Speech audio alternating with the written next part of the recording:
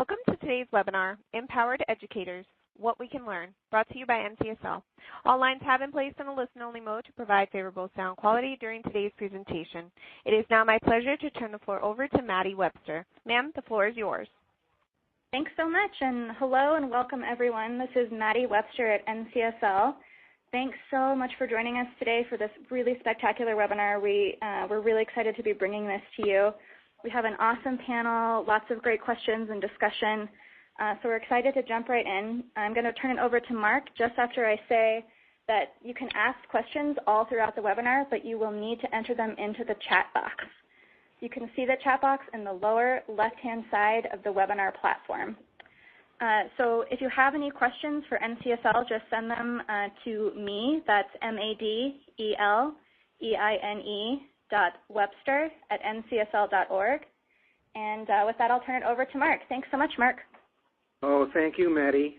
My name's Mark Tucker. I'm the president of the National Center on Education and the Economy. We have been doing research on the countries with the best performing education systems now for almost 30 years. And when NCSL decided that it wanted to put together a study group to do a serious study of the strategies used by the top performing countries, we got a call to ask if we could help out. And we were delighted to do that. So we, in effect, joined the staff of NCSL with our own staff and together worked to support the work of the study group over the 2 years prior to the release of their report. Excuse me, about the same time that we were asked to do that, we decided that we were going to make a major investment in getting leading scholars in the world to do really deep studies of each of the major arenas, if you will, of policy in which the top performing countries excelled. And we sketched out which they were, and we decided that we were going to start with the issue of teacher quality by common consent among the top performing countries, one of the 2 or 3 most important arenas explaining their own success. And we asked ourselves a simple question: who in the world would be the very best researcher to do this? It didn't take long to come up with an answer, and that answer was Linda Darling-Hammond. That name is, I'm sure, known to many, if not all of you. Linda is indeed one of the world's leading researchers, and she has had a lifelong interest in particular in teachers, teaching, and teacher quality here in the United States, but also abroad. Linda has been a pioneer in the United States in doing research, not just here in the United States, but in comparing this country to other countries as a source of ideas for how we might improve our own system. To our joy, Linda decided that it was indeed a good time for her to devote what amounted to a couple of years of her life to what is turned out to be, in fact, a landmark study. So over the next 20 or 25 minutes, you are going to hear a summary from Linda of this work, of this very large and very important project. You will have a chance through the chat box to ask questions. When she is through with her remark, I will select some of those questions and repeat them so she can hear them, and she can answer those questions for a few minutes. We will then assemble a panel. The work was not done by Linda by herself. In fact, it is collectively the work of a group of people consisting of Linda and leading researchers from all over the world who put together, in effect, a collegium. This work is the work of a group, a very powerful group of researchers who I have come to know and love. And so when Linda's had an opportunity to answer your questions from her address, we will turn to the panel, of which Linda will be one. The others, Linda, of course, I should mention, although again I'm sure many of you know this, Linda is the president of the Learning Policy Institute. She is the Charles Ducommun Professor of Education Emeritus at Stanford University, and as you have heard, the lead author for this study, Empowered Educators. Joining her on the panel will be Ms. Delina Sato, known to all of us as Misty, who is Associate Professor and Campbell Chair for Innovation and Teacher Development at the University of Minnesota Twin Cities. She is a co-author of the study and was the lead on the Shanghai research. Lynn Goodwin is Evident Professor of Education and Vice Dean at Teachers College Columbia. She is a co-author of the study and did the lead work on the Singapore study. Carol Campbell, Associate Professor of Leadership and Educational Change and Director of the Knowledge Network for Applied Education at the University of Ontario, was also a co-author, and she directed the research on Canada. Linda, you're on. Terrific. Thank you very much. It's a great team, and eager for you to hear from all of them. Mark and his staff and his board have been tremendous thought partners in this work, and I think we've learned a lot. I'm eager to share it. The challenge was to find, first of all, a set of high-performing systems with very highly developed teacher quality systems, and then to try to figure out what they were doing. This video this photo that I'm showing you is actually a photo of a teaching contest in Shanghai, and how that may represent an aspect of professional learning, which is very unique from our perspective, is one of the things I'll return to later on. And we discovered many other practices to support teaching quality that are very informative to us here that we have never seen in the United States. The goal of the work was to provide these rich descriptions of policy and practice that support teaching in high-performing jurisdictions. The jurisdictions included Shanghai-China, Australia with a focus on New South Wales and Victoria, two of the states there, Singapore, which is the size of our median state in the United States, Finland, also population-wise about that same size, and Canada, focusing on the provinces of Ontario and Alberta in particular. So very diverse places, but all united by being very high-performing on assessments like the PISA assessments that are supported by the Organization for Economic Cooperation and Development internationally, and all of them actually in various ways diverse. We often in the U.S. think of our challenges as in part associated with meeting the needs of diverse populations, but Singapore is three separate populations of the Malay, Tamil, and Chinese citizens, plus many, many other immigrant minority groups.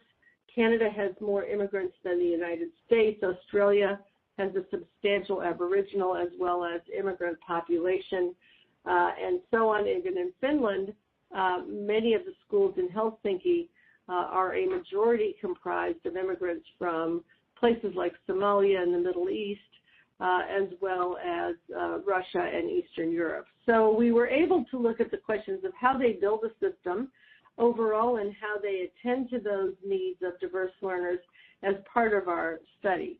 We did nested case studies in which we analyzed policy documents, talked with practitioners and policymakers in government, in schools of education, and other professional development organizations, and we looked at schools and teaching and professional learning in action. And we're going to show you a little of this today, but if you go to the NCEE website, you'll find a very elaborate site with audio and video of each of the countries, briefs about each of them, and about many of the practices that cut across the 5 countries and 7 jurisdictions.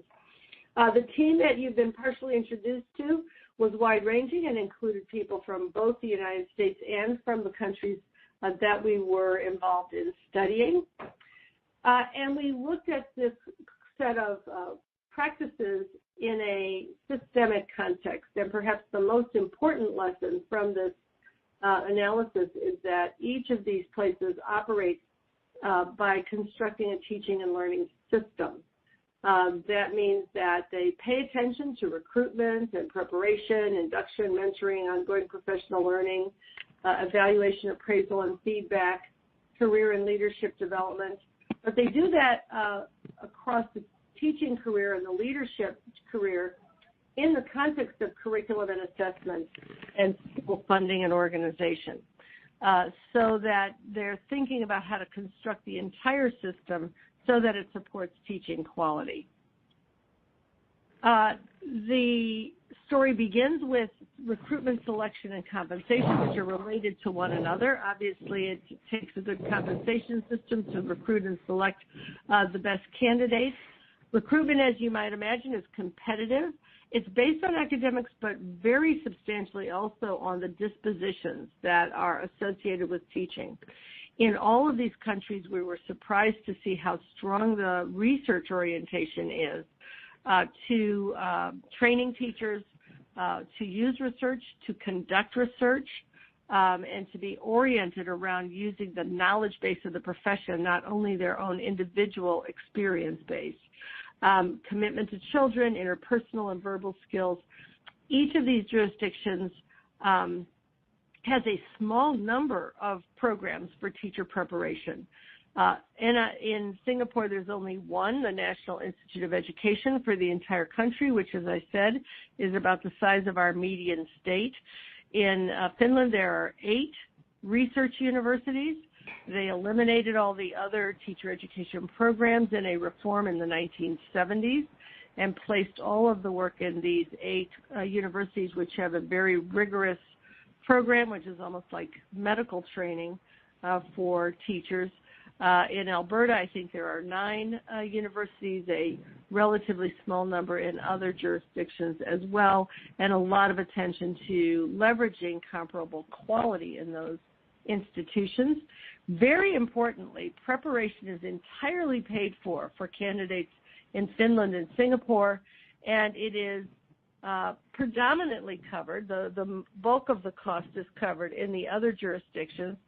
In some places, there are stipends given to candidates as well, so that everyone can afford to get prepared well for the profession that they're entering. By contrast, in the United States, there's very little support for teacher training in terms of funding for scholarships or forgivable loans. A few states have introduced such initiatives. The federal money that once went in that direction has substantially shrunk. So people go into debt to enter a profession which will pay them substantially less than other college graduates will earn. And many people come into the profession without training and try to assemble some kind of training while they are in the classroom. The process of teacher recruitment in Singapore is shown here, and you can just see that it's a very elaborate process where there's an initial screen. There are assessments that are actually practical and hands-on assessments, as well as written assessments. School leaders are interviewing those candidates, and the ones who get through this process actually have to do a stint in a school under the wing of a mentor to see how they do before they can be admitted to teacher education, which they then undertake, in the subsequent years with monitoring and support. Salaries in these, all of these jurisdictions are comparable to other professions requiring a college degree. They're also equitable across schools and districts. In the U.S., we tend to have very inequitable allocations of funding to districts, and that produces different salaries and working conditions, which means that some are more likely to have shortages than others. This is handled very differently in the jurisdictions we studied, with much more equity across the jurisdictions.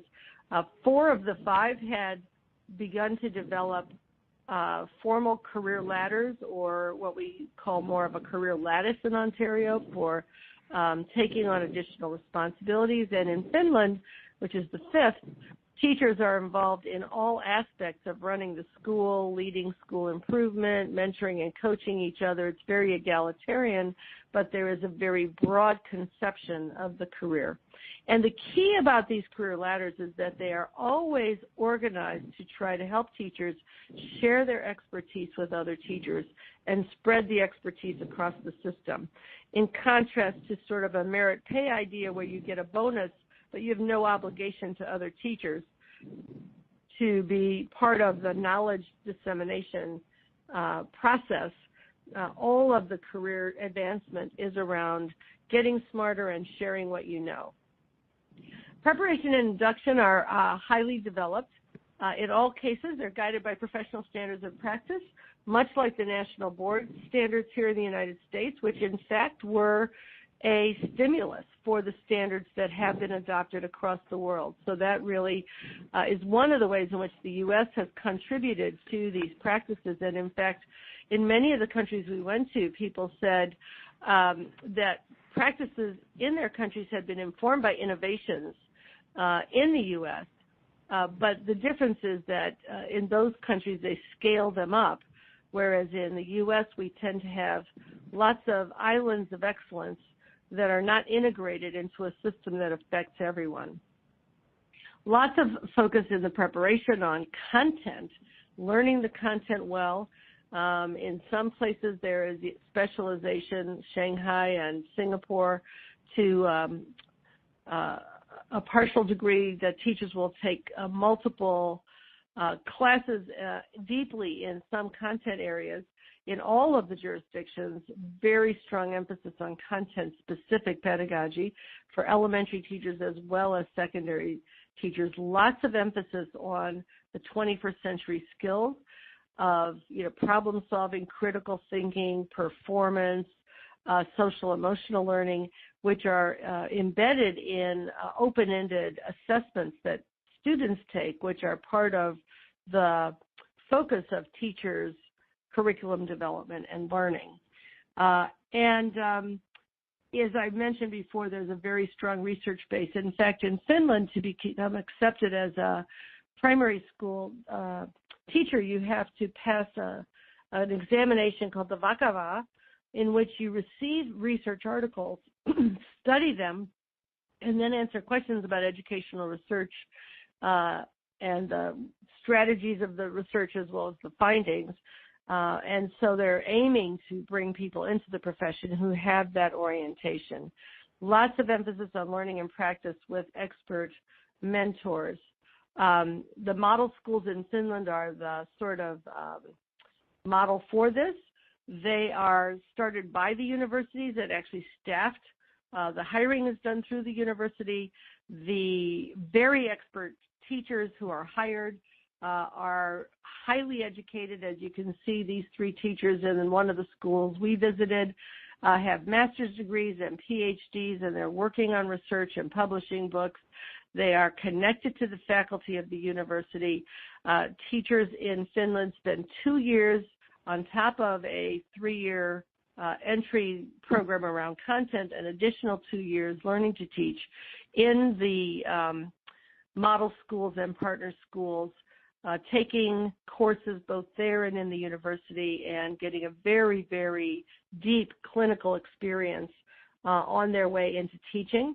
And that model of preparation, this is one of the master teachers in Finland, is being taken up. We saw a similar approach to deep clinical training at the University of Melbourne in Australia, the University of Sydney, the University of Toronto in Canada, and the NIE in Singapore is also taking up partner schools in a graduate level approach.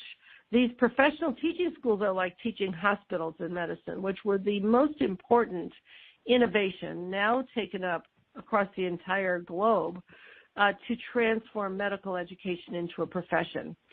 So these are places where you can see the best education for students, learn those practices from very expert veterans, link the coursework to that, and develop new practices, curriculum, and research. And we see a lot of growth of this around the globe. In Victoria, Australia, for example, the university has clinical specialists who help develop these partner school relationships and teaching fellows in the schools who are expert teachers who take serious responsibility for the training of teachers. It's not a case of, gee, would somebody like to take a student teacher? And it's a kind of a random act of mentoring.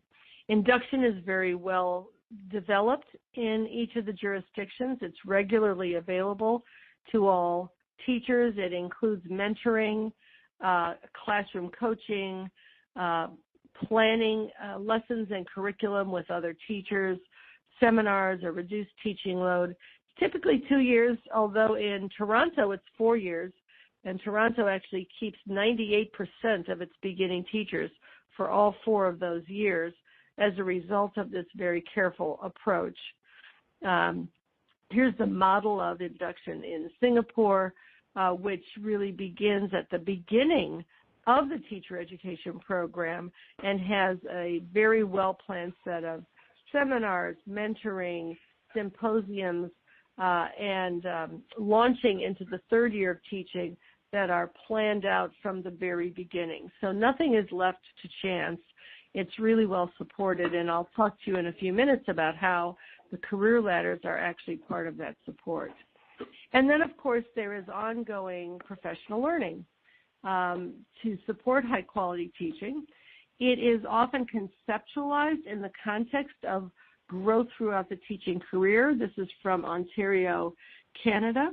And on the left-hand side, you can see all of the supports for growth as teachers enter the profession and go through induction. They have an annual learning plan and a teacher learning and leadership program in which they can get grants to do research and innovation, which they're going to spread to other teachers.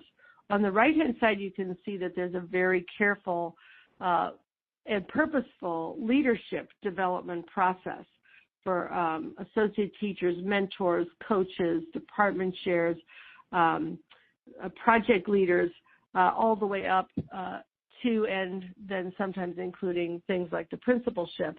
And rather than waiting for people to sort of raise their hand and say, gee, I'd like to try to do something more, there's a cultivation process. This is this career ladder in Singapore. Teachers can go up the teaching track and become a senior lead master, principal master teacher. At that level, they can earn the same amount as a principal. They can go up the leadership track through the principalship to a superintendency and on into the Ministry of Education. They can go up a specialist track like a curriculum, an assessment specialist, a technology specialist. As teachers demonstrate leadership skills, they are identified in the annual evaluation process and given opportunities for leadership. And when they step onto one of these development tracks, their education to learn each of those sets of skills is paid for by the government. The professional learning opportunities are continual and developmental. It's ongoing. There's a very rich repertoire of opportunities for people to learn. It's collaborative. There's time for professional learning in the schedules and paid time for professional learning. Typically, teachers are leading learning for their colleagues through teacher networks, through school networks. Teachers are researchers in many ways with action research grants and publications. In Shanghai, about 75% of teachers have not only conducted a action research study about practice, but have written it up and published it in vehicles that are available to other teachers so that they can learn from each other. And a substantial minority of teachers have published as many as 9 or 10 articles, which would be tenurable in most U.S. universities. But these action research teams are very active in the other jurisdictions as well. And so this idea that teachers are always learning from inquiry, this professional learning cycle in Australia describes one approach to that kind of inquiry, asking always, what do our students need? What knowledge and skills do we need? How can we deepen that knowledge and skills? What are the new learning experiences we can engage students in? Let's study what happens as a result of our actions, and then we go through that cycle again. We're going to play a little tiny video for you from Singapore so you can get a little peek at what professional learning that is really deeply embedded in the work of teachers looks like. And go ahead with the video. Professional learning and mentoring are considered integral to the role of the teacher in Singapore and a cornerstone of school improvement. Not getting any sound. Every teacher has a significant proportion of the school week allocated for professional learning, including individual mentoring, small group action research, and professional learning communities, or PLCs. I believe in learning more in a professional learning community, more than training courses. So we emphasize a lot on PLCs and in our staff development time. And we really allocate, I think, more than 70%, 60-70% of the learning time in school. That means we bring trainers in, we get senior teachers. I think that you can only hear this training. Through the computer. All the teachers in our school have to do a project where they have to work towards a teaching and learning resource. So they can do a project based on lesson study, Maddie. action if you research, can't hear or the video, protocol. just go ahead and ask the question in the chat box and we'll figure something out. So but for example, for the humanities department, the else. geography teachers are doing research on action research. At the end of October, we will have learning festival for the teachers, where we come together, we present our research work, and the school leaders will invite practitioners from polytechnics, NIE to listen to our presentation, and from there awards are actually given to the best research work in the school. Alternate Thursday afternoon is the PLC time. Teachers come together about an hour to discuss about their projects. I'm actually the team leader. So my job is to direct the group into the specific research question. As a teacher, you get to explore different teaching tool. And I think for this one, initially we were quite skeptical about adopting the project. It's using GIS, Geographic Information System, which none of us are familiar with. What we did was we incorporate the tool into our fieldwork research with the student. So the students go out using that tool to collect data. Definitely when we did a survey after that, they find it is a bit more engaging. They find it fun because it's using something that is different. At the end, if you weren't able to hear it, they talk about how it keeps your instruction from being boring, and I hope that if you couldn't hear it, you could see the subtitles. So we'll go back to the PowerPoint now. What's interesting about what we just saw is that there are multiple strategies by which teachers are involved in research groups and innovation groups in the school. The senior teacher, Rosmilia, whom you saw, is also connected to the Singapore Teachers Academy, where senior teachers get training to help bring these practices into their schools so that there is a system by which the practices can spread across the entire country.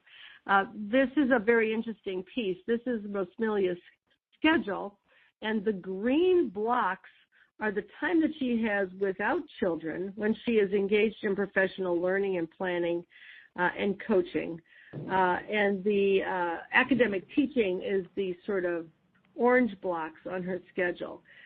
This is actually a little bit more free time than other teachers would have, but not much. Most teachers' schedules will look similar.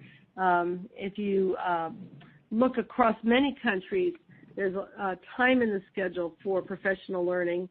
This chart is from OECD's TALIS survey, where they found that teachers' self-efficacy levels increase the more that they have collaborative opportunities to engage in joint learning and observation and teaching with each other. The U.S. Has the most hours spent directly teaching children of any country in the world. We are tied with Chile for that honor at 27 hours a week. The international average is about 19 hours a week. Singapore is at about 17 hours a week. That additional 8 hours between 19 and 27 is the time that U.S. teachers don't have available to plan collaboratively with each other, to develop highly polished lessons and do that kind of action research, lesson study, as well as reach out individually to children and parents whom they need to work with or talk to. Professional collaboration in Shanghai is highly developed. The research teams are led by senior teachers. Teachers also, this little map shows, actually have their desks together in teaching rooms where they spend their free time together during the day rather than their individual classrooms. So it's an extremely collaborative culture. The teaching contest, which I mentioned at the beginning, which we're returning to now at the end, is only one element of this. But what's interesting about it is that they have new standards, as we do in the United States, that are trying to help teachers learn to teach for 21st century skills. We find out in the international studies that teachers are more likely to use those kind of new pedagogies when they're in a collaborative space. One of the things that teachers do is demonstrate lessons for each other. And the standards or guidelines for these teaching contests, rather like our Iron Chef or Ninja Warrior contests, but this is about teaching, those guidelines and standards are based on the kind of 21st century teaching skills that teachers are trying to learn. So you get the opportunity to see and even judge the capacity of teachers to meet the needs of diverse learners, help them learn to be thinking critically and problem solving and demonstrating these higher order thinking skills. And so like Dancing with the Stars or whatever other contest comes to mind, you begin to develop some shared notions of quality as well as opportunities for teachers to learn from one another. So to return to our thesis, that really the point is to develop a teaching and learning system where all of these pieces come together, where schools are organized to support professional teaching, where curriculum and assessment are supports for that planning and teaching, and where all of the parts of the teaching career are integrated and supported toward a system where expertise is continually being developed and is continually being shared across the system. Key to this are the standards that provide a vision of high-quality teaching and guide all the aspects of the career, the selectivity that's made possible by the compensation and support for preparation, the fact that preparation is for everyone, high-quality preparation is for everyone, not just those who stumble into it or can't afford it, that it is research-oriented and clinically based, that the professional learning is collaborative, it's in the workplace, connected to the school reform efforts, and ongoing.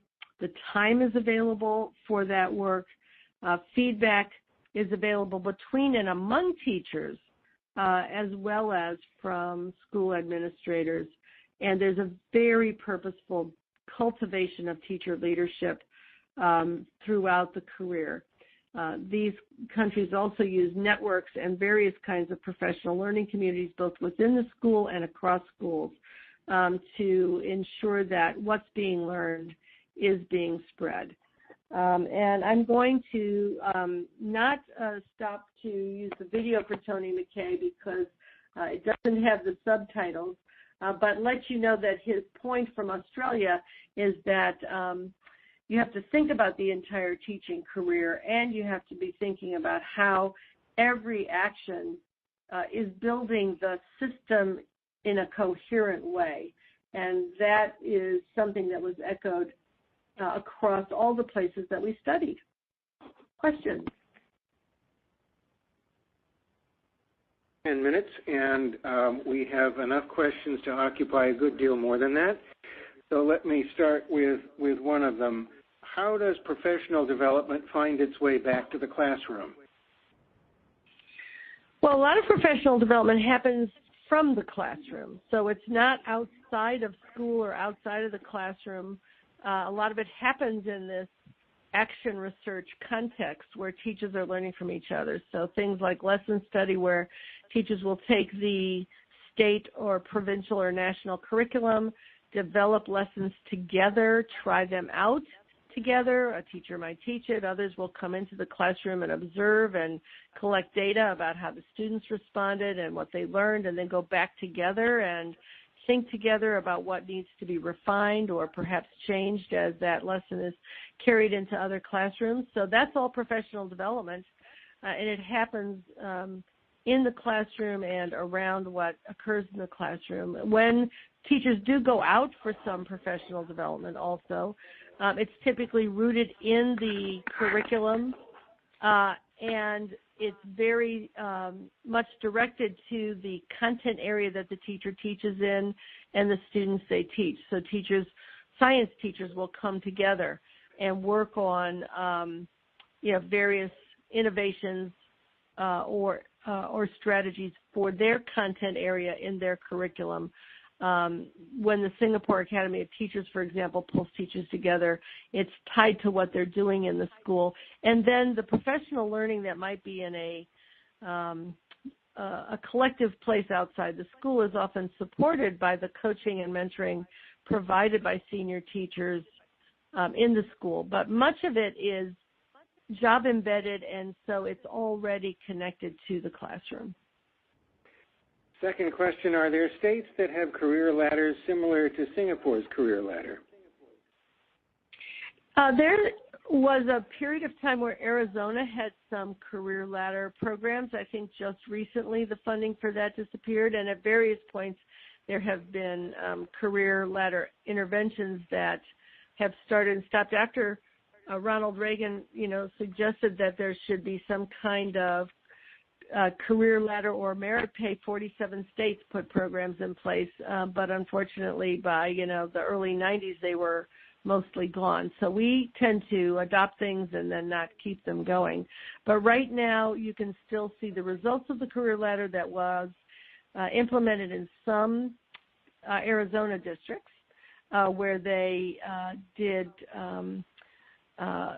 identify teachers based on their expertise and use a portfolio strategy for documenting their accomplishments and then tap those teachers for mentoring.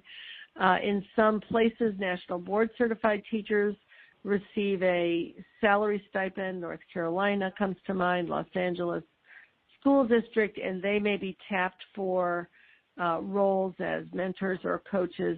In New Mexico, there's a career ladder at the state level in which there's a portfolio and performance assessment for the first entry into teaching, a similar portfolio for the stage of becoming a professional teacher after induction, and then a third step, which is like a national board type recognition with yet another performance assessment and portfolio.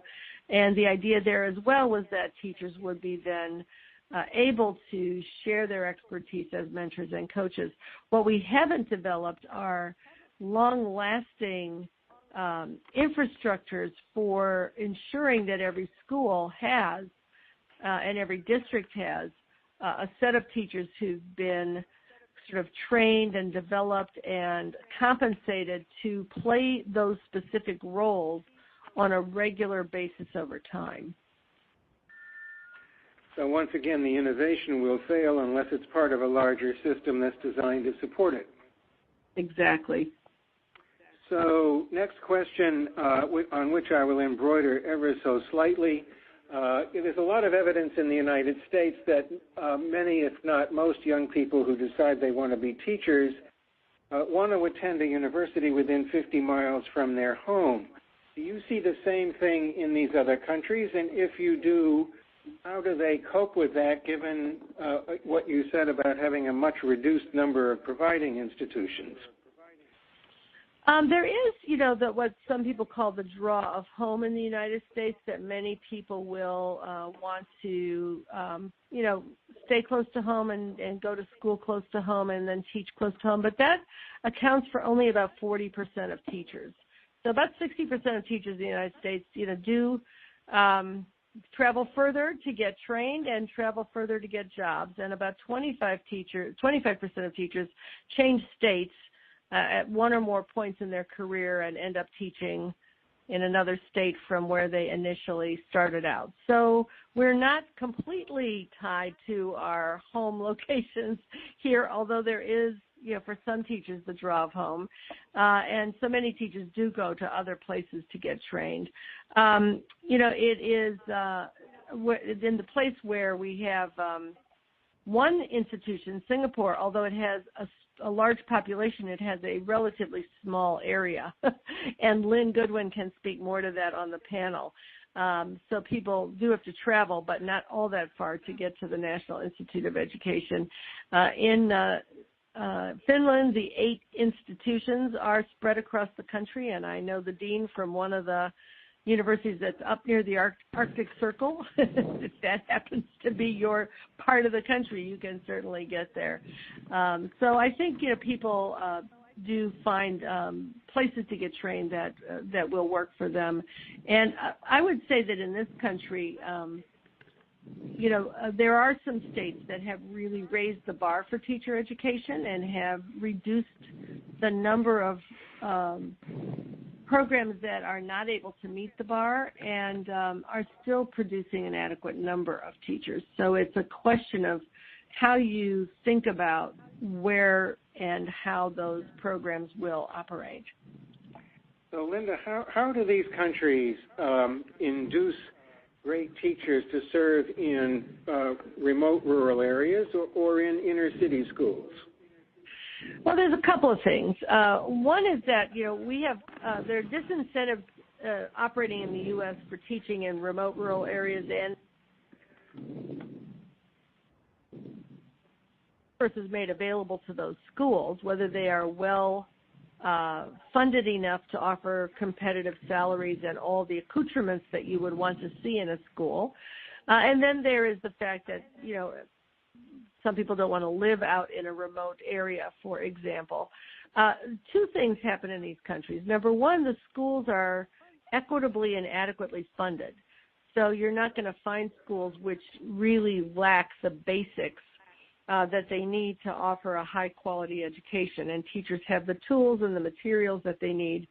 The salaries are competitive and equalized across the entire province or country, and often they add some kind of a incentive. Sometimes it can be a sort of a hiring bonus or a financial incentive. Other times, in a number of countries, to advance in the profession, to become, go up the ladder, the career ladder, you really need to have spent time in remote rural areas en route to your later career, and that's expected. In some places, like Singapore, teachers are assigned to where they're going to teach initially based on where the need is, so it's not just where you end up. But leaders, for example, raise their hands, good leaders, to teach or to lead in high-need communities because, A, it allows them to use their skills, and they're recognized and acknowledged for using their skills in that way, and it allows them to advance further in their careers. So you have to build those incentives in to ensure that all schools are adequately staffed. So we have time for one last question, and it essentially runs like this. Do you know of countries that answer to the description that you have given us of what all this looks like in a high-performing country? Do you know countries like that started out where the United States is, or have they always looked like that? Oh, that's a great question, and there's been huge change. If you go Finland, before the 1970s, before its big reforms, was really considered one of the least well-educated countries in Scandinavia, and in fact, in the 50s and 60s, only 10% of people graduated from high school. Most of the economy was farming and lumbering and fishing, and education was not widely spread. They undertook a system-wide reform in the 1970s. The same thing happened in Singapore. When it became independent in 1965, they began building a system brick by brick by brick because they really had very few schools. The Malay people who are the indigenous people, were hardly educated at all, and most of the other folks who lived there other than the British were not receiving much education. So they had to build a whole system. And you can hear about reforms that took place in Ontario, Canada, that dramatically improved the achievement of young people and the knowledge base of teachers and the conditions of teaching, which really began in the 1990s. So I think as we go around, and certainly the same thing in Australia, where there have been major reforms just in the last 10 years to bring in place teaching standards and to really leverage and improve the routine quality of teaching so that it wasn't just in exceptional places. So we do have a lot to learn about how to do these reforms from the countries that have rolled up their sleeves, taken a very purposeful approach, and put in place a number of pieces of the system all at once. And we have some states here that have similarly tackled major reforms, Connecticut and Massachusetts in the early 1990s, which are now much higher achieving and have much stronger teaching quality systems than they once did. And so I think we can talk about and do know some things about how to make that kind of change. Thanks, Linda. So I will now ask the panel members who are sitting in the audience to come up the stairs and join me on stage with Linda. And while they're doing that, Linda, I will ask you a question of my own. You mentioned in your presentation that some years back, Finland, a country of about 5 million people, which, as you pointed out, is about the size of the median state in the United States, canceled the licenses, in effect, of all of its teacher education institutions, nearly 40 of them, which is about the same number that most of our states of that size have, and replaced them with only 8 institutions, all of them in their research universities. And this had, among other effects, the effect of limiting a career in teaching to young people coming out of high school who could get into their research universities, which is obviously a far higher standard of admission than the typical institutions then in Finland or now in the United States. How did that happen? And what do you think the effect was, and can you imagine it happening in the United States? Well, it was an era where Finland was kind of coming out from under the shadow of the Soviet Union, and there was just a lot of reform going on, and that was not the only thing that was changing. They completely overhauled their examination system, which had put kids onto a lot of different tracks, and they were overhauling teacher education. So it was a moment where there was a sense of substantial change. The research universities stepped up and really said, we're prepared to take on this responsibility. And they got together and designed what would be this 2-year master's degree program that was put in place, countrywide with a lot of common elements and with the idea of these schools and so on. And the government supported it. Salaries for teachers also were being raised, and I think there's a critical thing. We've seen this in some successful reforms in the U.S. too, that you have to raise salaries and standards for teacher education at the same time. In fact, there are some states now that are raising salaries because of shortages. It's most effective to think about a moment like that where you're going to make new investments being accompanied by clarifying and strengthening the pathways into teaching. The other key element is to be sure that there are subsidies for people who train to teach. A state that says, if you will teach, we will pay for your education in a strong university that has a well-developed program and vision which meets, some standards, and you'll be coming into a profession where you can earn not an exorbitant wage, but a reasonable wage, could turn around its teaching force in a very short period of time. And we saw that in Connecticut when they did reforms like that in the early 90s, where they raised salaries substantially. They raised the standards for teacher education, for entry, and for the content of teacher education. They raised the licensing standards, and within about 3 years, they eliminated shortages in all of their cities where they had been very, very severe. They upgraded the quality of the teaching force substantially, and within about 10 years, they drove achievement in the state for children to be number one in the nation in every content area, math, science, reading, writing, by being very, very coherent and purposeful about those changes. It did also change, because accreditation became harder, it did change the mix of teacher ed providing institutions as well as the content of what they did. That's a very important story. Misty, let me turn to you.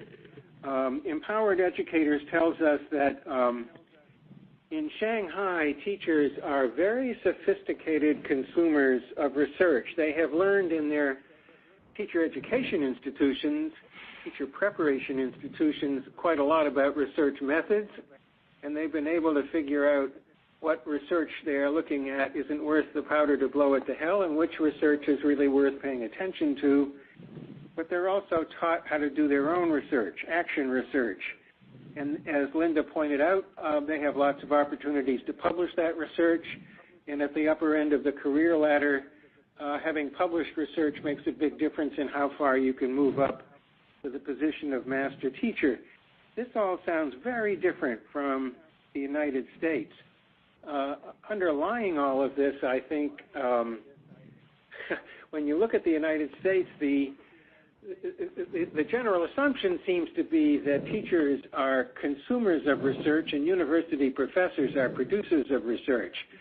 In the system in Shanghai, it looks as though it's not the reverse, but the teachers seem to be participants in the research process in a way that we don't see here. Have I got that right? And how important do you think all of this is in explaining the success of these systems? Thanks, Mark. Let me just check and make sure you can hear me because I just unmuted for the first time. We can hear you. Great. Yeah, you do have it right, and I know you've been to Shanghai and spoken with folks there, and in all of my school visits in the Shanghai research, every school I visited had a collection of teachers' published research in books and in ways that it could be circulated among the teachers. And it was definitely a point of pride and a point of a core practice of the work of teachers to be engaged in not individual research, but oftentimes collective research. And I think the impact that this has is if we back up just a little bit and ask ourselves to think what it is that we imagine the work of teaching to be, that the teacher's work is imagined very differently in Shanghai than it is here in the United States. We've heard that already in the amount of time that teachers spend in their instructional student contact time. In the U.S., we tend to think of teachers only as instructors of students, and so we build their workday around that concept, that they are there to teach kids. But we forget that all of that work of teaching kids has a lot of background work that has to happen. Much like, if you imagine what the work of lawyers would be and you only ever imagine that it was about the courtroom performance, you wouldn't really capture all of the background research, the writing of briefs, the preparing of arguments that has to go into getting to that point of your performance in front of other people. So teachers' work in Shanghai and China generally is just conceived of very differently. It's more encompassing. It's more complex. It's the work with students, but it's also the development of that lesson.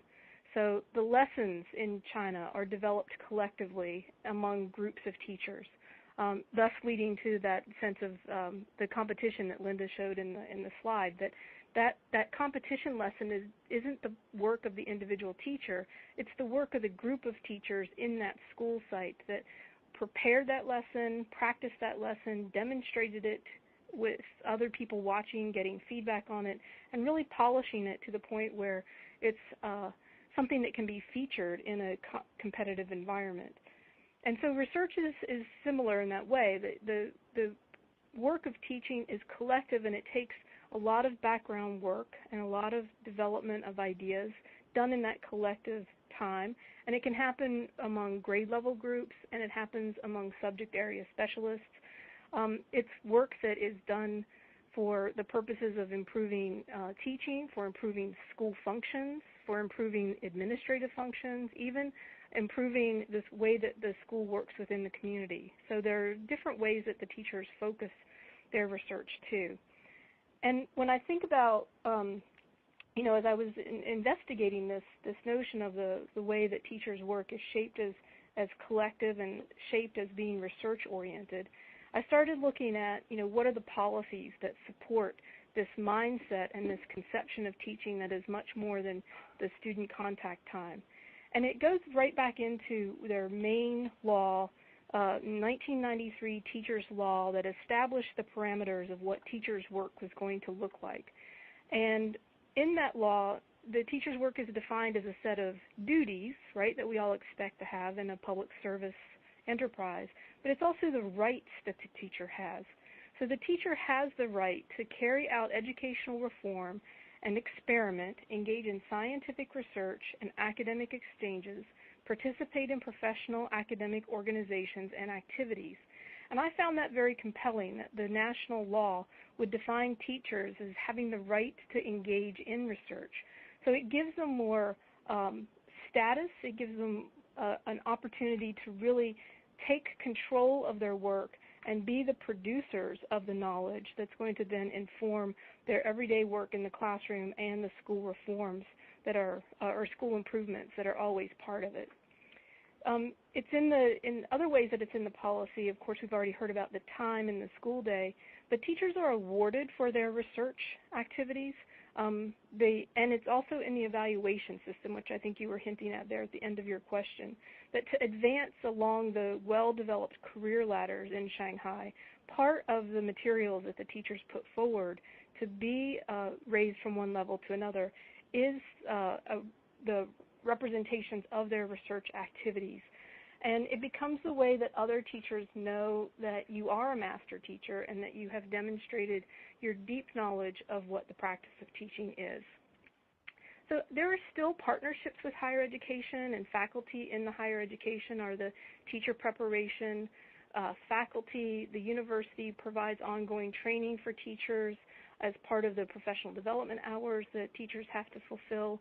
But there is this deeper sense of the work that teachers are responsible for as being part of advancing the knowledge for teaching and school reform.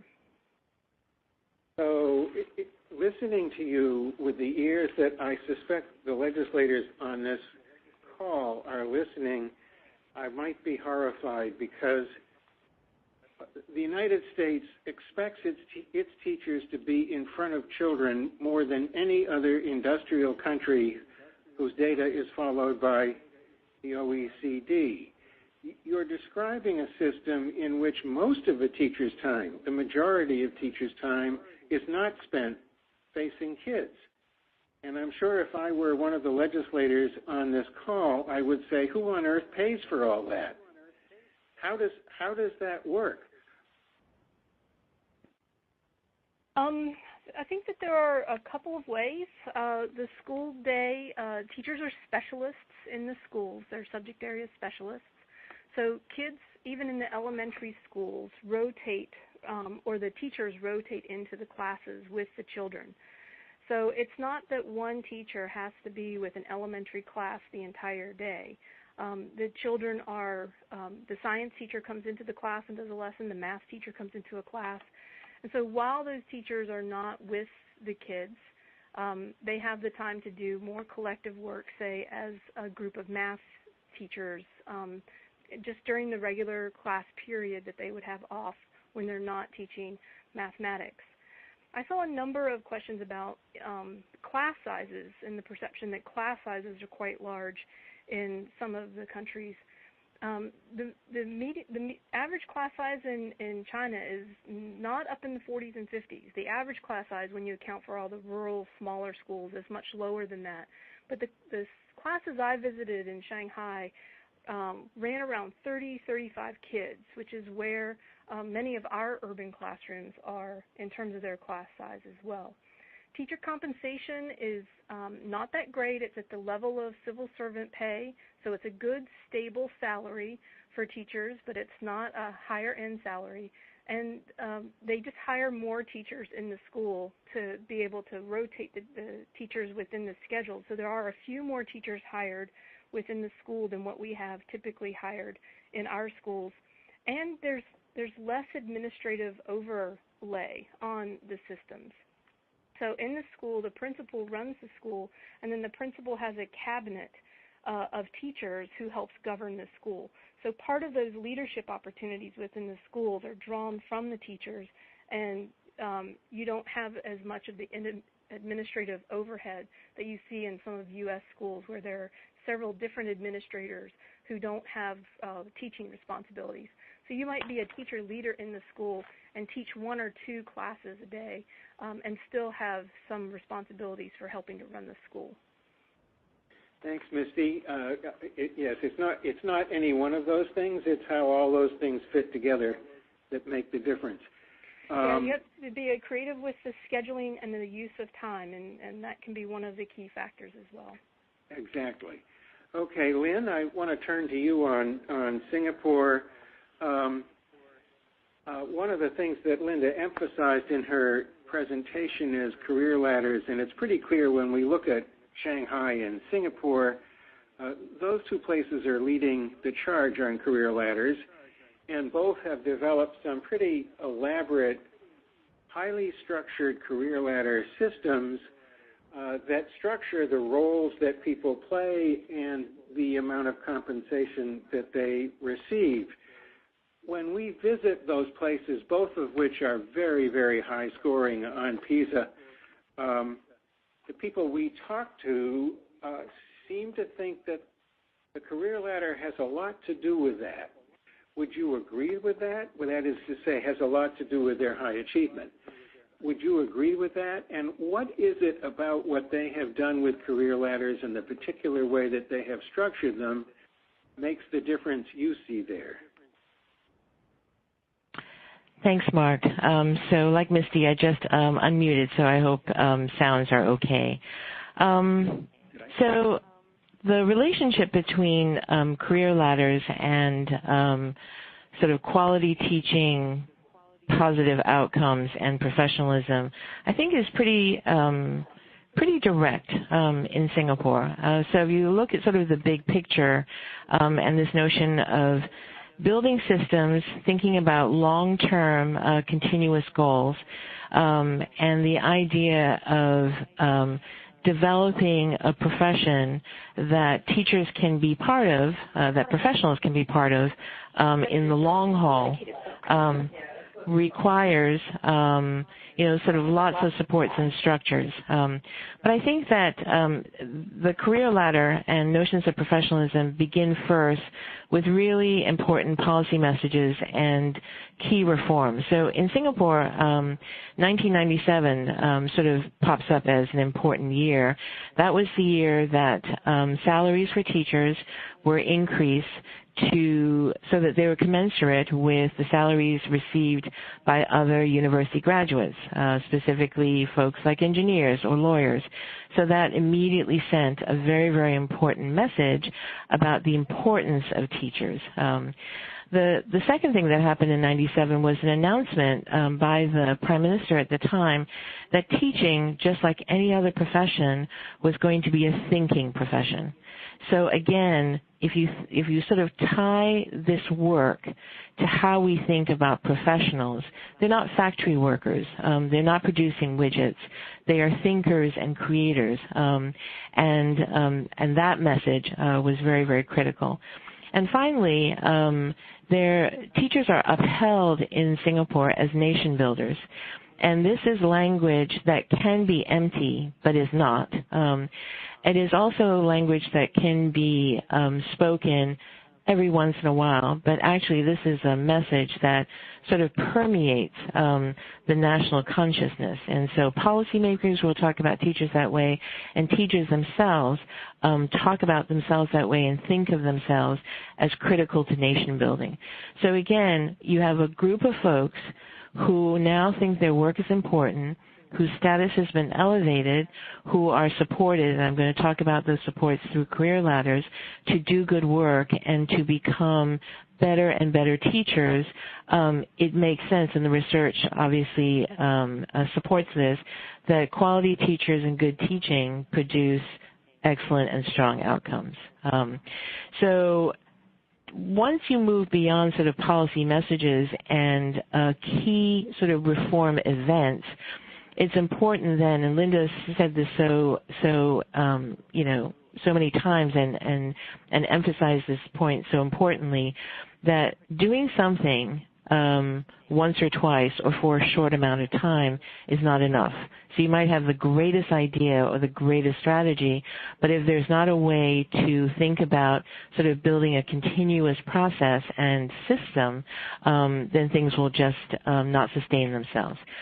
So the next step in terms of career ladders was to build this sort of continuum of supports to ensure that teaching could be a career that could engage a professional for a lifetime.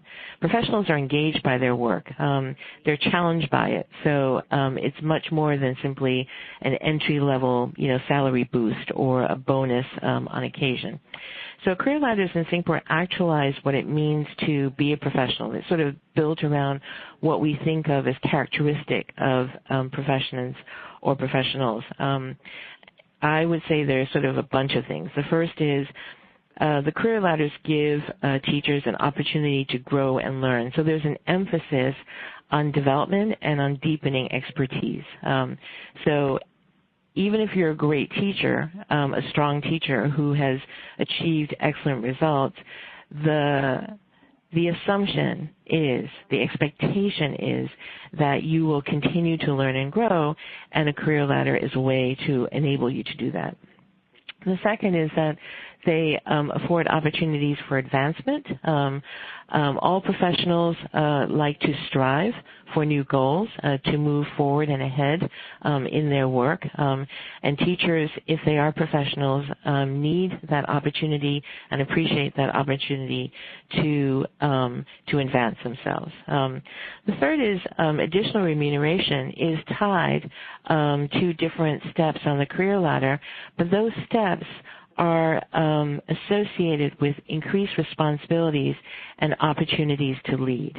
So as you advance, and Linda also made this point earlier, it's not about a special bonus for just you or a recognition for the individual.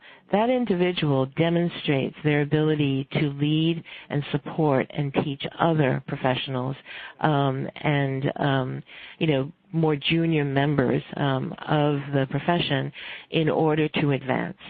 So you have folks who are developing and growing and learning, sharing that knowledge and expertise as they move forward. Career ladders also offer Singapore teachers the opportunity to do new and different and interesting things. So they're not doing the same thing over and over, just more of it, or teaching other people the same thing. They're experimenting. They're being exposed to new ideas. It's a way to sort of keep refreshed through challenges and through novel experiences and through sort of needing to puzzle through innovations. So again, I think the message here is quite often when we think about career ladders, we think about more money or more status, but this is really about more learning, more expertise, and development as a professional. And I think the last thing I would say about career ladders in Singapore in relation to notions of professionalism is that they allow teachers to choose opportunities. So beyond the career ladder, there is just a huge range of scholarships, internships, opportunities, supports, different kinds of experiences, etc., that teachers can elect to participate in. Career ladders are not a mandate. No one must do any of this. But most teachers want to do it because they engage folks in this kind of constant refreshing and moving forward that is so important for any professional. So this excitement, this learning, the support translates into exciting, engaging work with students. And in many ways, what teachers learn and do ensures that they have sort of the energy and the mindset around work with kids that is all designed to sort of move the entire country forward. That was just a lovely summary, Lynn. It really was. Thank you. I might just say, to illustrate your last point, that Singapore, for those of you who don't know, is a country that routinely sends ordinary classroom teachers to other countries to get a different perspective on teaching and to bring back ideas from places very different from their own. Absolutely.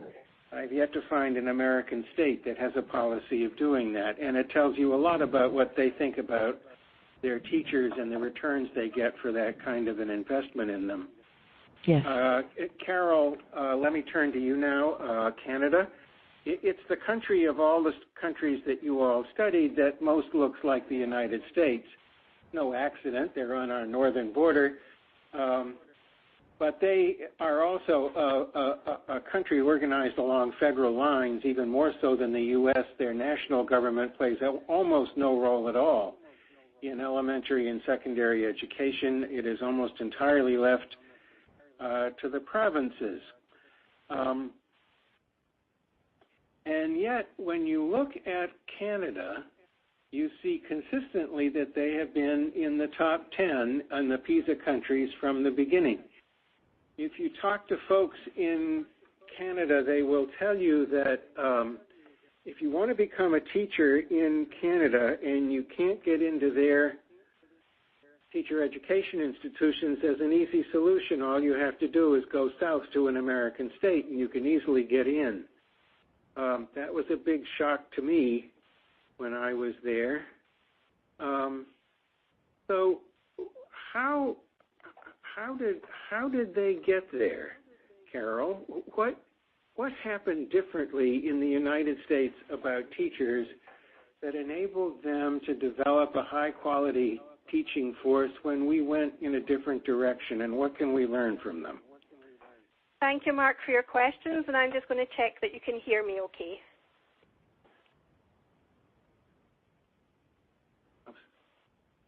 I'm sorry? I was just checking you can hear me okay? Oh, yes, absolutely, yes. Thanks, Mark. So thank you for your questions. Yes, so to your point, as you're aware, in Canada, education is the responsibility of 10 provinces and 3 territories. It's not a federal level responsibility. There are national organizations, so there's a Council of Ministers of Education for Canada, which is where our policymakers come together. And so there's lots of local variation, but there's actually quite a lot of consensus across Canada about our education systems. And one of them is that our governments, at the equivalent of the state level, have a very active role in our education system. 95% of our students are in the publicly funded education system, paid for through local taxation. So we have that piece around departments of education having a key role in supporting the work of teachers. The other piece that's really important is that teaching and teachers are largely valued as a profession. So I saw one of the questions around the role of unions. All of our teachers are in a union. It's a highly unionized activity, and every collective agreement across Canada includes not just pay and conditions terms, but also pieces around the responsibility as a profession, but the rights of teachers to professional learning and professional development. So it's actually written into the collective agreements. So we have this piece around government and unions and the wider public thinking about how we support our teachers. And in a way, that makes a virtuous cycle. We have a valuing in education. As young people go through schools, for some of them, they look at teachers and think, this is something I want to aspire to do.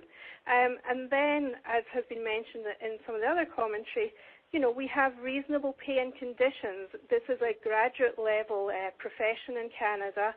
It's highly competitive to enter into. So we think about that. And some of the questions about, how do you get to this place? Well, 15 years ago, we weren't in this place. We had a change of government here in Ontario in 2003.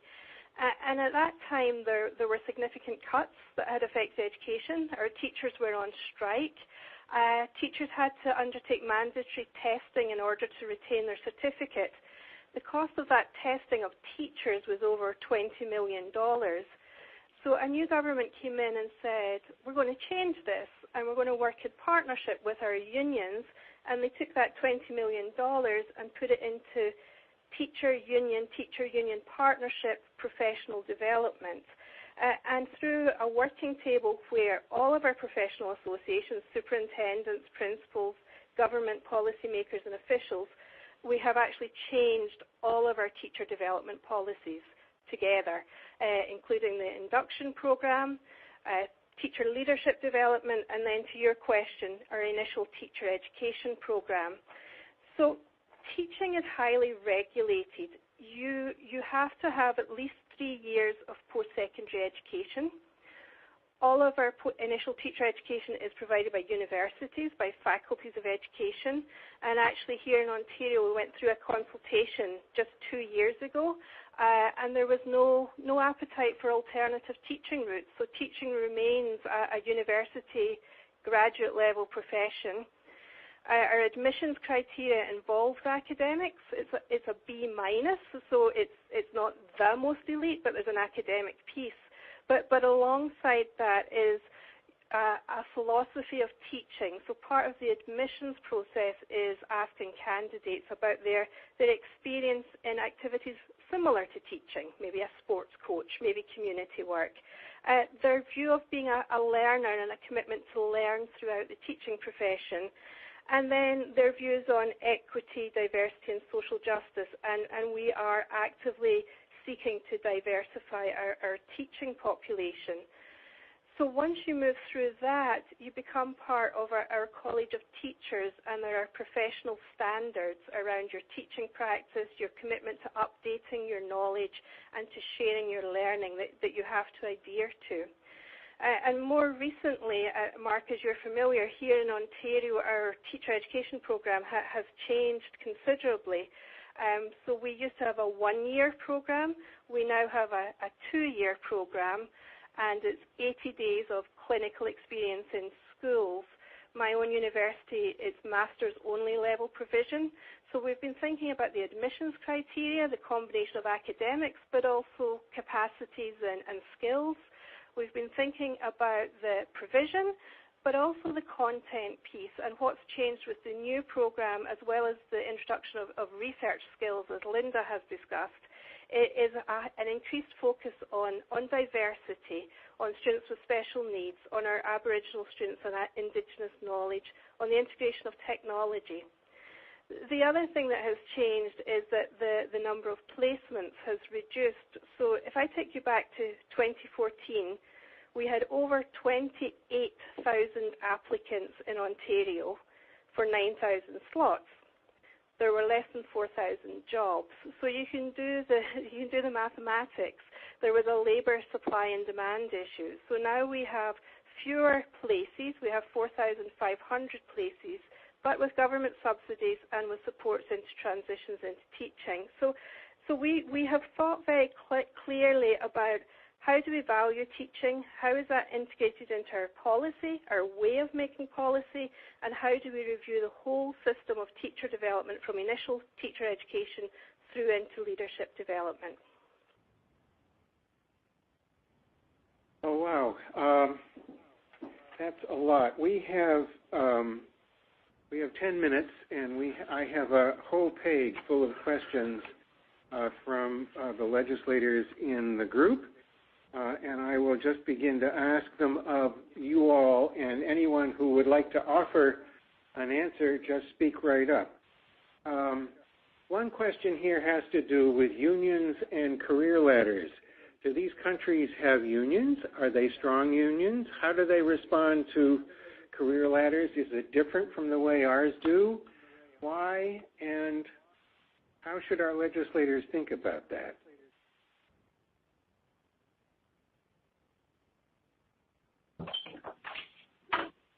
Well, maybe I can. This is. Go ahead, Lynn. Sorry. This is Lynn Goodwin speaking. So I'll just speak briefly about Singapore. So Singapore teachers do have a union, but the union doesn't play a strong role, even though it is something that all teachers do belong to. I think the reason why the union role is muted in Singapore is because the organization of teachers under the Academy of Singapore Teachers that was started by the ministry in 2010 plays a significant role in the lives and sort of professional development of teachers there. So in some ways, there isn't a need for sort of collective bargaining because just like many of the other countries we're talking about, compensation is more than adequate. Teachers are well paid. There are opportunities for additional compensation as a consequence of a very generous and specific career ladder.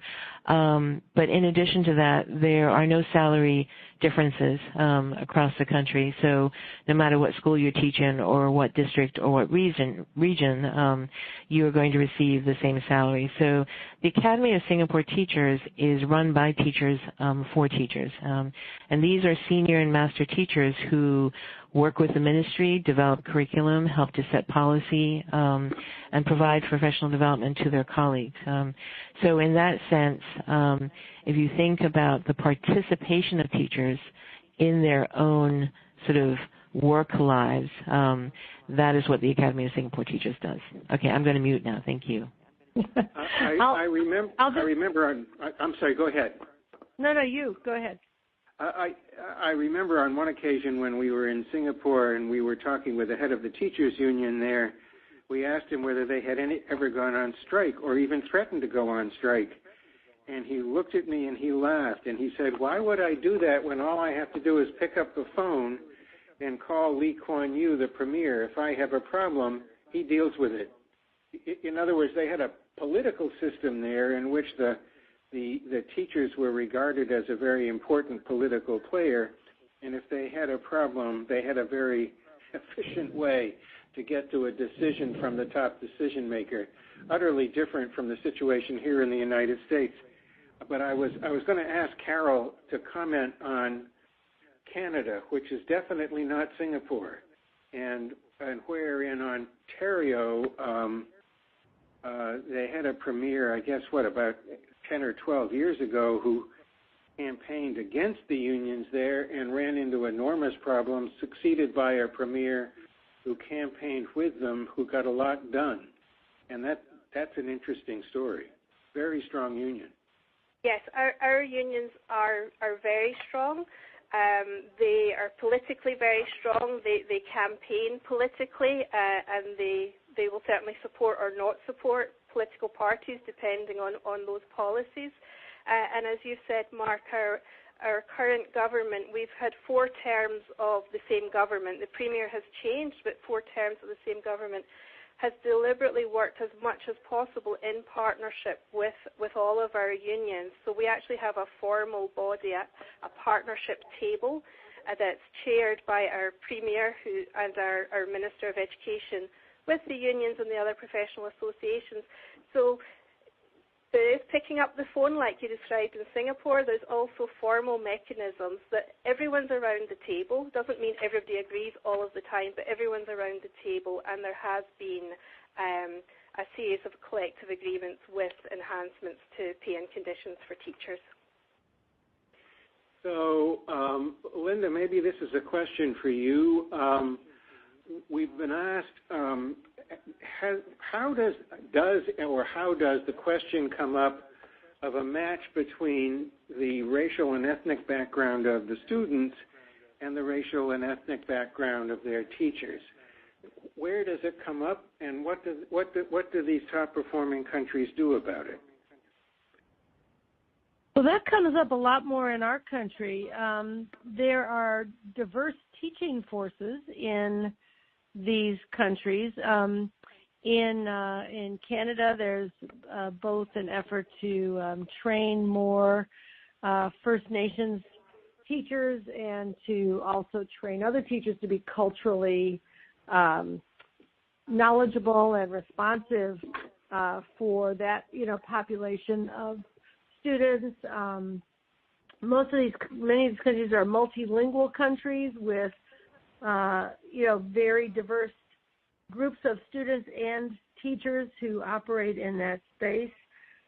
I know in Singapore, increasing the proportion of Malay teachers, was at one point a major initiative. There's quite a lot of such teachers in the system now. There are teachers who are Tamil speaking, and it's a very diverse teaching force. So I think that the way that people conceptualize diversity in most of these settings is that when you have a knowledgeable teaching force comprised of individuals who come with different cultural, ethnic, and linguistic backgrounds, and teachers are sharing knowledge with each other all the time, the effort isn't so much to match, the background of the teacher to the background of each child, but to share the knowledge about cultural context and responsiveness across the teaching force so that every teacher is a good teacher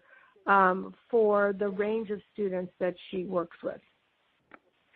So we've heard that at least in Finland, Shanghai, and Singapore, research plays a very large role in a teacher's life, and they are expected to do research as part of the normal course of their work.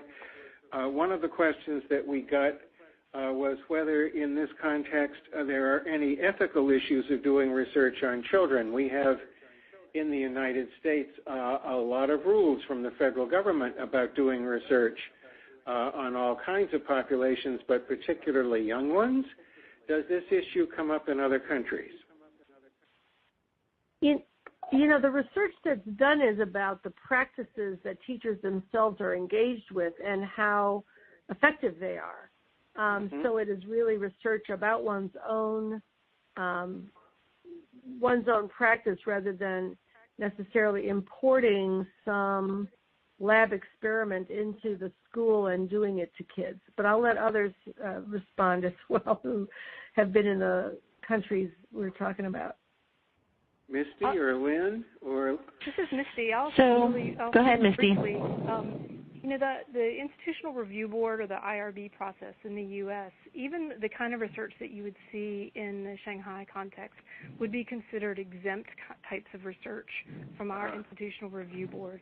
It's not invasive. It doesn't provide, the risk-benefit analysis is not high-risk research with kids. And I get a little nervous about how much we use the IRB as a barrier to conducting more systematic investigation of practice in U.S. schools because of some of the things that we've done with the IRB process. But it's not invasive, and it would be considered exempt in many contexts in the U.S. Okay. So I would just, this is Lynn, I would just echo that for Singapore. It is focused on practice. It is not invasive. It's not about treatments, either giving them to some group or withholding them for another.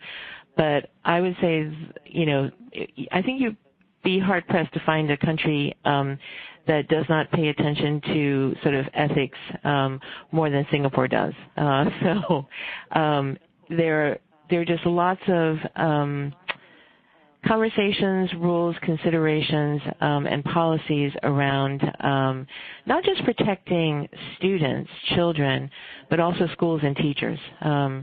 So as even in terms of doing the research that we did, the country and the ministry are very, very respectful and have lots of guards in place to ensure that it's not about so much about protecting, but making sure that that anyone who wants to do research is respecting the time and the sort of perspective of teachers, students, as well as parents and communities. Thanks. Linda, I think the next question is for you. We know in Finland that the ratio of applicants for available places in their schools of education is about 10 to 1, 10 applicants for every acceptance. We know that the standards now for getting into a teacher education program in Finland are actually higher than they are for getting into law school. Are there universities in the United States that have teacher education, teacher preparation programs that are comparable at all to what we see in Finland and perhaps one or two of these other countries? Where would we find them? How many are there? And what do you think the prospects are of the United States moving in that direction to that degree? Well, certainly there are universities that are comparable and that offer teacher education programs and that are both selective and rigorous. Many of them are the flagship public universities in their states, the University of Wisconsin, the University of Michigan, the University of Connecticut, the University of Virginia. You could kind of go down the list, and if I've forgotten your state, you can plug in University of Pennsylvania, the University of California system, where we find, for many years, most of them have offered 2-year master's degree granting programs to very highly selected students. Stanford University is another one, Columbia University Teachers College, where you see similar master's degree granting programs that are highly selective and very well run. So it is possible. The Holmes Group of Education Deans, which actually represented the deans of Research One universities in the 1990s, pushed for these kinds of model and partner school relationships, what we call professional development school partnerships, which emulate all the features that we just described, and either 5-year programs of preparation where you enter as a freshman and you complete all your undergraduate requirements and content and so on, as well as pedagogy, which is essentially the Finnish model. It's a 5-year total program, 3-year undergraduate, 2-year graduate, but it's all about learning to teach. So we have models that lasted from that reform that continue to be some of the highest performing teacher education programs in the country. And seeing that we're just about out of time, I'll end my comments there, but I think we should be not discouraged about the possibility of supporting high quality models. It does mean that we have to get focused on how to kind of do more of what we do well rather than, sinking to lowering the floor and eliminating the standards, as often happens when in times of shortages. That was just the note on which we hope to end. You just heard the last answer to the last question. Our thanks to Linda, Misty, Lynn, and Carol for a fascinating hour and a half. I am sure that they, and I know that we at NCEE would be delighted to get additional questions from you and to help in any way we can. Thank you very much for staying with us. Back to you, Maddie. Thanks so much, Mark. I agree. Thank you to the panelists and to Linda for this excellent webinar and presentation. I definitely learned a lot. For members of the study group who do have questions, at this point I think it'd be easiest if you just routed those through NCSL, so send them my way. I think my email is up in the chat box somewhere. and we'll be sure to pin or point you to the right person and get you the answer that you need. So thanks so much for staying with us, and I'm going to close it out. Thanks very much. Bye. Bye. Bye, everybody. Thank you. Bye, everyone.